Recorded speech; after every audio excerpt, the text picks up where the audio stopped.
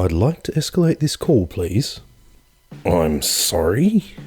I can't help but be a little surprised at this guy's tone. I'd like to escalate the severity of this call. Surely a person in your situation is aware of the new international standard regarding fault logging and tracking? He's obviously insane. There's no other reason he'd call me this early on a Monday afternoon, as soon as I've got to work. What was your username? He tells me, and some all too familiar key clicking noises follow. I notice his account has the pervert flag set, and yet he has no GIF files in his directory, which can only mean one thing. Now, this escalation business. You want me to increase the priority with which I'll handle this call? Yes. Tell you what, I'll double it, I say in gentle, soothing tones. Good, he mutters.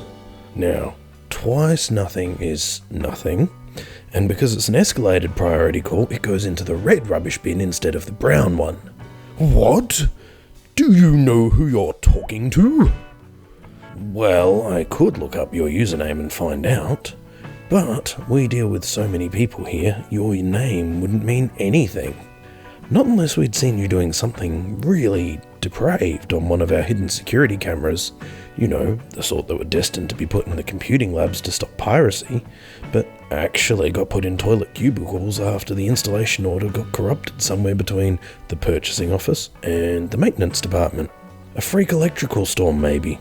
Anyway, unless you'd done something really disgusting that got caught on film, like, dressing up in women's underthings and dancing what looked, to the untrained observer, like the lead from Mary Poppins, I'm afraid that your name wouldn't mean anything to us.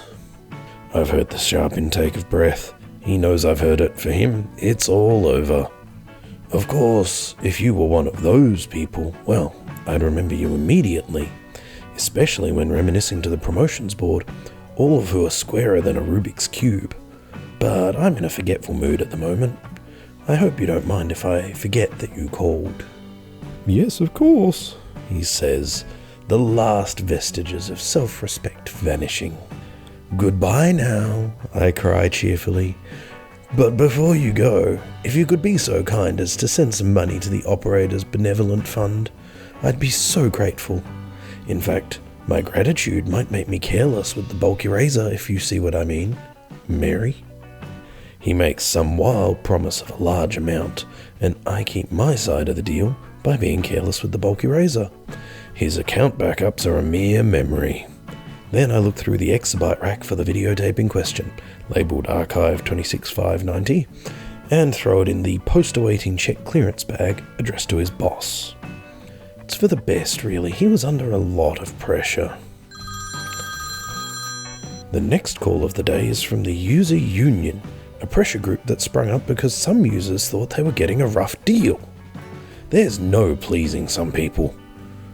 Anyway, to get them off my back, I invite them in just to see how hectic an operator's life really is, and have prepared lots of flashing lights and alert sounds to keep the mindless cretins fooled. They all file into the control room, about 10 of them in all, the dweebish types who hang out in groups like this as a social event. Things are going well. I'm answering calls and resetting alarms when some sour-faced old lard jockey ruins everything.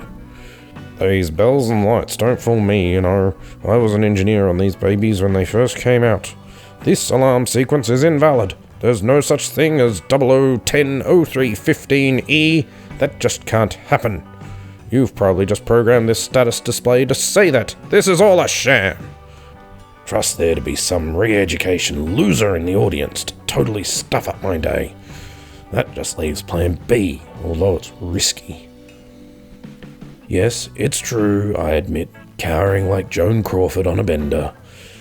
It's all fake. I just didn't want you seeing what's in the computer room. They can't resist the bait. As soon as it looks like I'm hiding something, they're in for the kill like piranha. What's in the computer room? They demand, chomping at the bit. Well, I say in my best this is it voice, you'd best see for yourself. Later that day, I helped the police try and piece the shocking scenario together. It's shocking, I say, voice oozing with the horror of it all. Just terrible. Yes, the officer mumbles, irritated. Let's just go over this one more time. You left them in the computer room to go and change some paper, and they inadvertently triggered the Halon fire extinguishers. Yes, it's awful, isn't it, officer? And even though there's a 30-second warning, they didn't manage to make it out the door. Yes, it's such a tragedy. Even though 2 of the people who are supposed to have been smoking and set off the extinguishers in the room are dedicated non-smokers. Yes, what an unfortunate time to have taken up the habit. And even though it looks, judging by the scratch marks, that the door was in some way locked or jammed. Probably jammed, officer. It's a matter of public record that I voiced some concern over this very topic, although no one could find any problem with the lock in question. And even though someone at the viewing window could have sworn that they saw you pressing the manual release button on the Halon panel. Yes, to try and reset the system and save all those poor innocent people. And after all that, you expect me to believe it was an accident? Well, officer, I don't really know what I expect you to do, but your face does look vaguely familiar. You haven't used the toilets around here in the past, have you? Well, I may have once or twice. We get a lot of calls over here since you've been here. Suicides mainly. Yes, officer. Well, how about we go into the control room and look at a copy of a video I have with someone who looks awfully like you and what they do to a loaf of bread. Things are looking up.